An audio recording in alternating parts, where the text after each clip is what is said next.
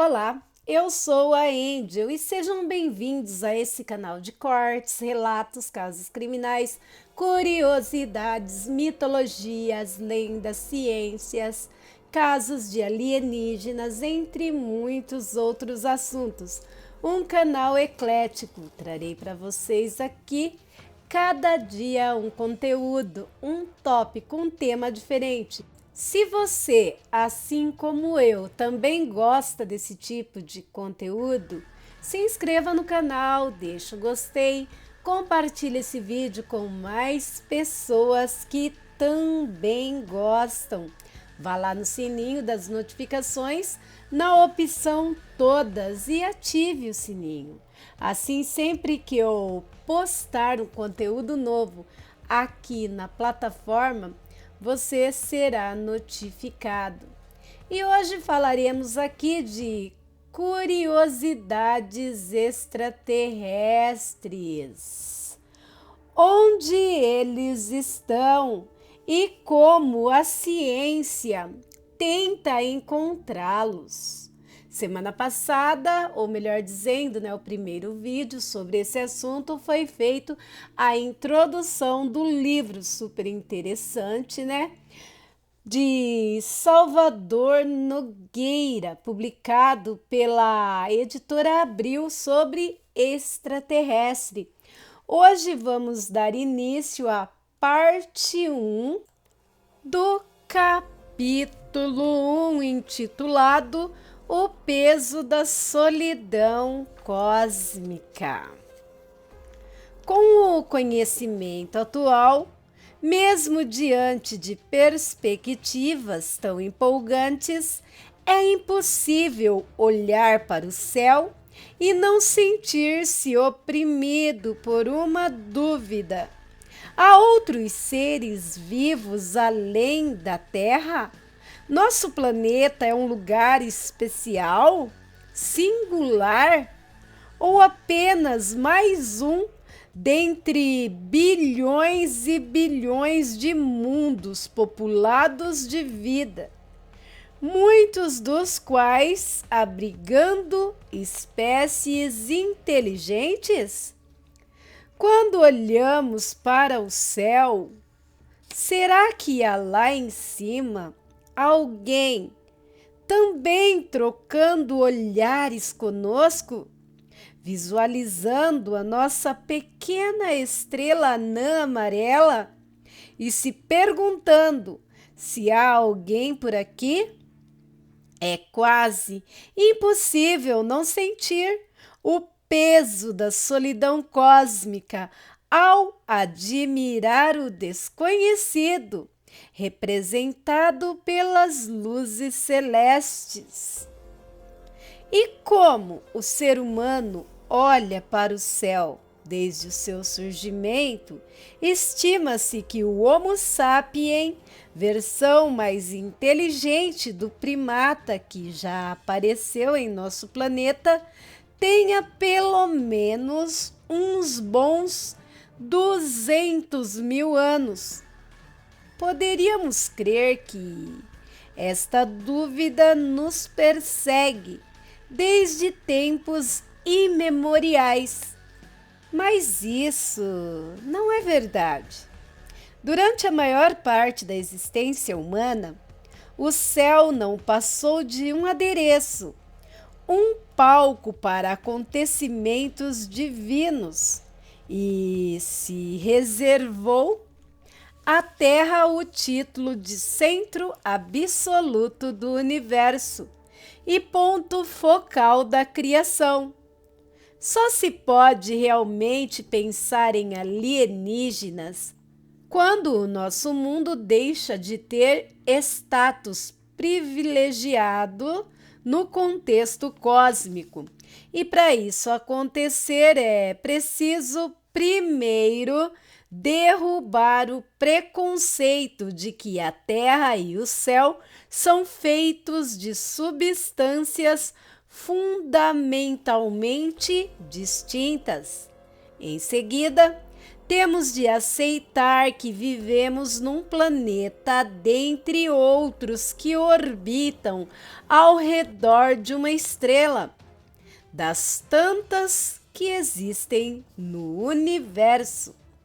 Esse processo só seria desencadeado de forma definitiva pelo trabalho do astrônomo polonês Nicolau Copérnico, no ano de 1473 a 1543, tempo de vida. Antes dele, nem fazia sentido especular sobre criaturas que poderiam habitar outros mundos, tão especial ou vulgares, como queira, quanto o nosso. É bem verdade que houve quem, em tempos remotos, já pensasse nestes termos pluralistas.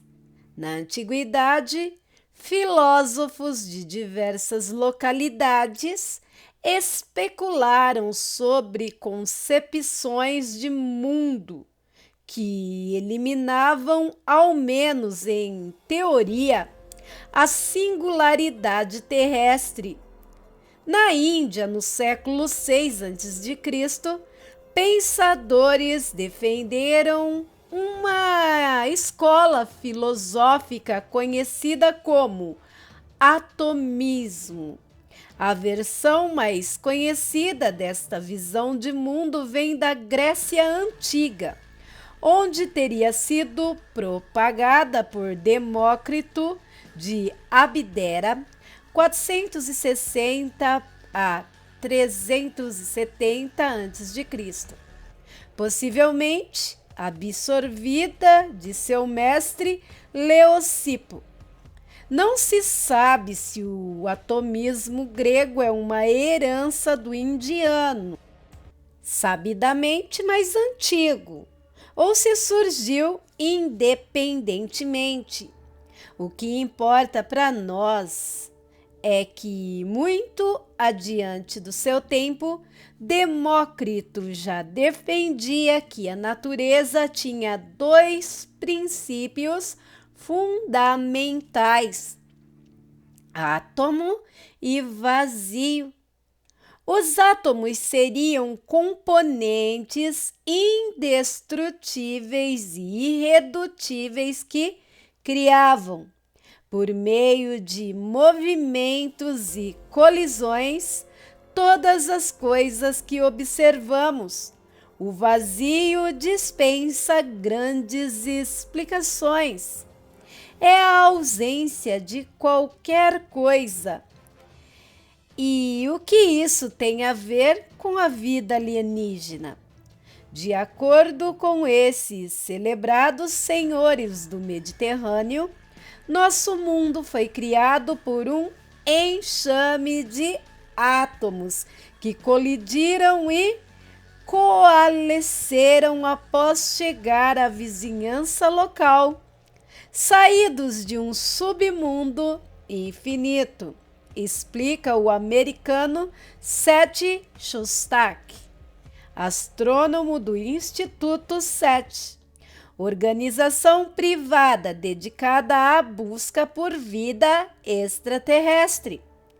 Mas como se presumia que o número de átomos fosse infinito, e como apenas uma quantidade infinita de átomos era necessária para construir o cosmo visível, esses primeiros filósofos helênicos concluíram que um número limitado de cosmos paralelos deveria existir lá fora.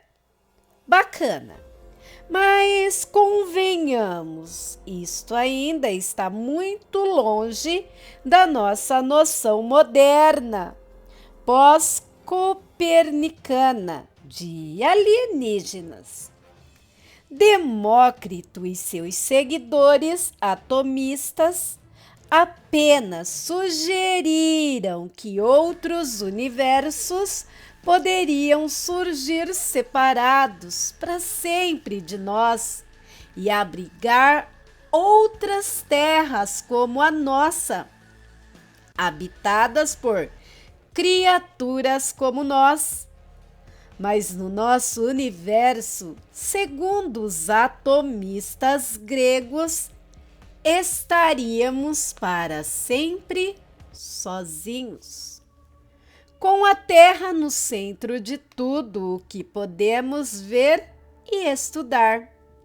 Nada muito revolucionário, pelo menos nesse aspecto em particular, embora o conceito de átomo comprovadamente estivesse muito à frente de seu tempo.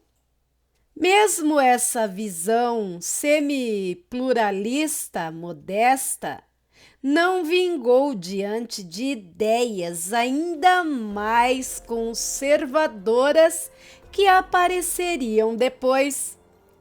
O atomismo seria atropelado na Grécia Antiga pela filosofia de Aristóteles, 384 a 322 a.C. Não há exagero em dizer que este camarada foi o mais influente pensador da história da civilização.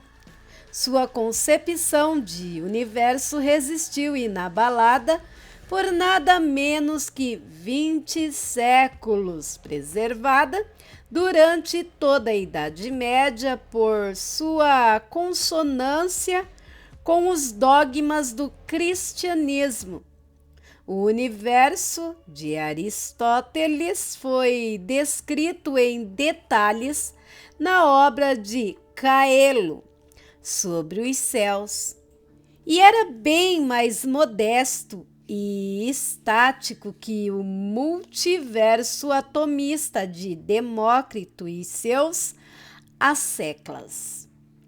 Aristóteles sugeriu que tudo em nosso mundo era composto por apenas 4 elementos: terra, fogo, água e ar, e cada qual tinha o seu lugar natural, o que explicava sua estratificação, como o solo feito de terra, recoberto em parte por água, e ambos sob uma camada de ar, com o fogo sempre se lançando para cima e nunca para baixo. Esses seriam os constituintes básicos da chamada esfera sublunar, ou seja, o que havia da Lua para baixo.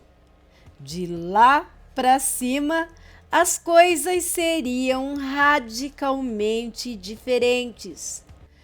Tudo feito de um quinto elemento, o éter, sutil e perfeito, diferente das tranqueiras terrestres, e deles seriam constituídos todos os objetos celestes, assim como as esferas cristalinas e sólidas, nos quais eles estavam afixados e que, ao girar, produziam os movimentos vistos no firmamento. Todos eles orbitavam em torno da Terra, firmemente postada no centro do universo. E a propósito, só havia um universo. Na superfície, parece até um conceito razoável. Muito mais fácil acreditar nisso do que a ideia propagada um pouco mais tarde por outro pensador grego, Aristarco de Samos, 310-230 a.C., que sugeriu que o Sol estava no centro do universo e a Terra era apenas mais um planeta a girar ao redor dele.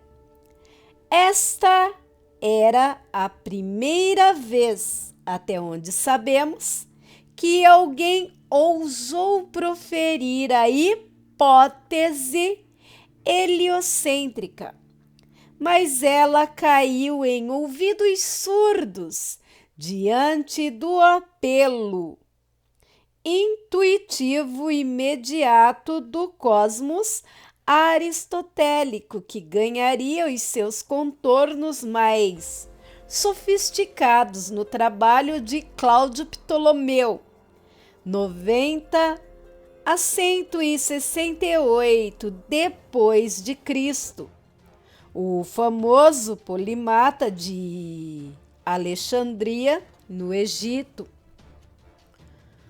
A seu glorioso livro, escrito em grego, o sábio deu o singelo nome de Sintaxis Matemática, mas a obra acabou conhecida a partir da versão árabe do título Almagesto, o maior, combinando observações astronômicas detalhadas que incluíam o mais completo catálogo estelar da antiguidade, com cerca de 1000 estrelas, a um tratamento matemático sofisticado do universo geocêntrico que permitia uma previsão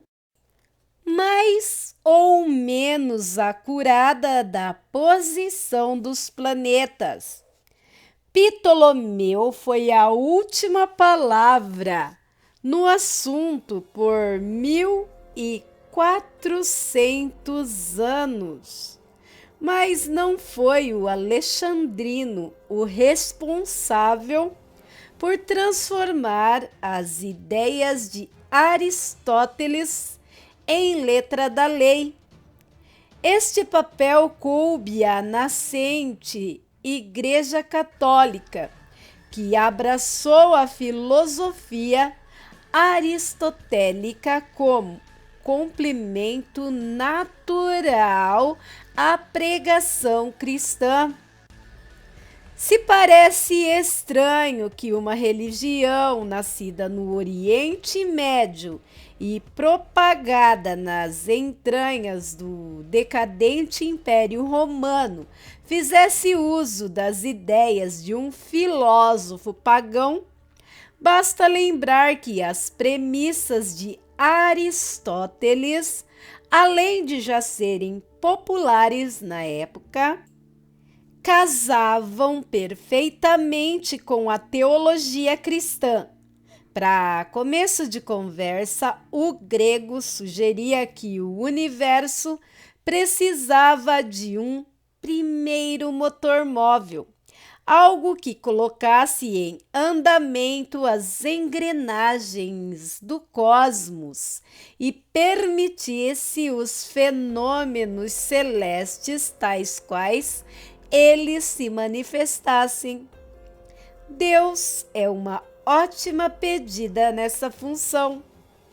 Além disso, o cosmos geocêntrico, à moda de Aristóteles, era igual para defender a singularidade da Terra na criação. Temos aí uma sequência de esferas celestes cristalinas, como as camadas de uma cebola, em que se dispõem os planetas. A Terra ficava imóvel, segundo ele, no centro, seguida por orbes que abrigavam na ordem Lua, Mercúrio, Vênus, Sol, Marte, Júpiter e Saturno. Na última esfera estavam as estrelas ditas fixas, porque, diferentemente dos planetas, pareciam estar sempre na mesma posição, umas com relação às outras. E aí terminava o universo, numa parede cristalina salpicada de estrelinhas, um cosmos fechado e não muito grande. Para terminar o cenário, uma distinção clara entre o terreno mutável, decaído, composto pelos 4 elementos, e o celeste, sublime, divino, imutável, feito do misterioso éter. Uma imagem que casava muito bem, de forma literal até, com o reino dos céus cristão. Talvez seja um resquício dessa ideia aristotélica de qualidade sublime e intocável do mundo celestial que impeça muitas pessoas religiosas ainda hoje de acreditar que seres humanos visitaram a Lua.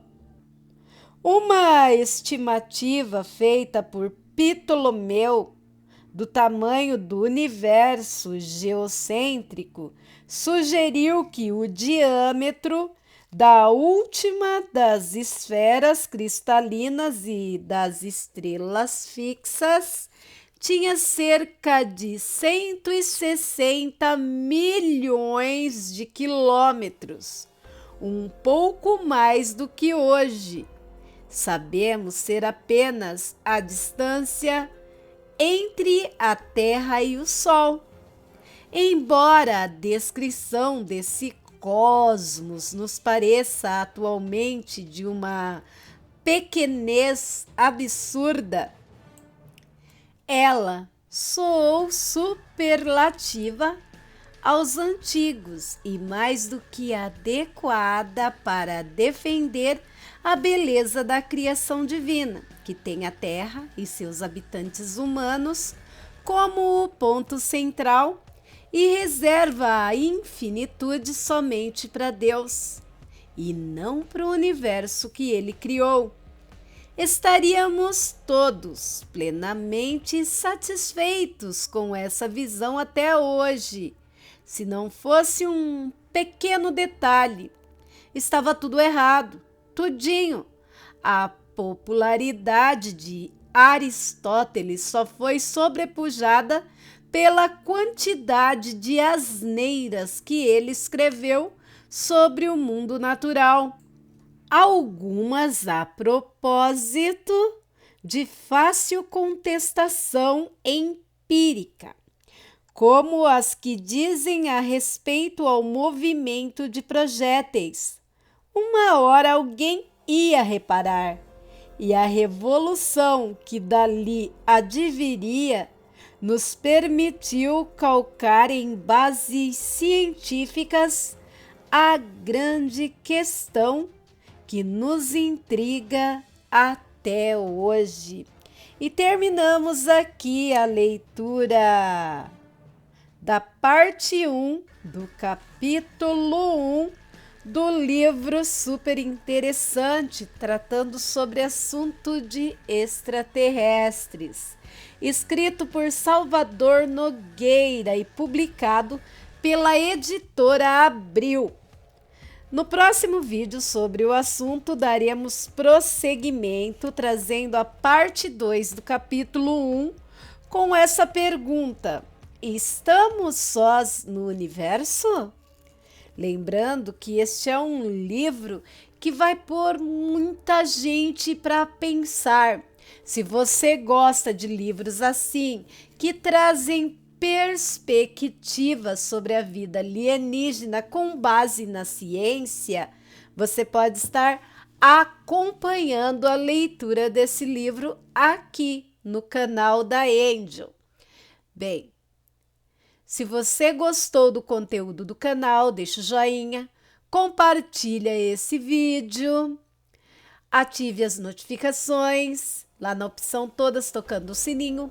Você pode também deixar sua opinião, suas considerações, pode também deixar frases para acrescentar sobre o que estamos lendo, sugerir novos livros sobre o assunto baseado na ciência, que hoje, dia de sábado, vamos estar reservando para esse tipo de vídeo.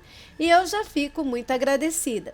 Se alguém aí quiser dar um apoio para o canal, vendo que o mesmo não é monetizado, pode estar fazendo isso via Pix. A chave do mesmo vai estar na descrição do vídeo. Quem não puder e não quiser, o seu like, seu compartilhamento também ajuda aí muito. Toda ajuda será muito bem-vinda e eu agradeço muito. Bem, meus amigos, por hoje é só. Fiquem com Deus e até o próximo vídeo. Tchau!